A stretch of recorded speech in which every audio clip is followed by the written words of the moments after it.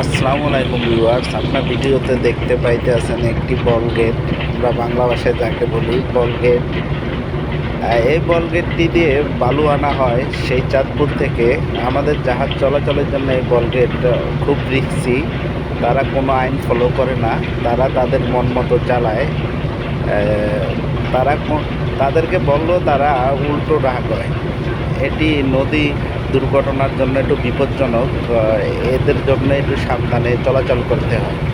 বলতে চেয়ে মনে হয়, বলতে তো বোধহয় না হৃদয়, কতটা তোমায় ভালোবাসি।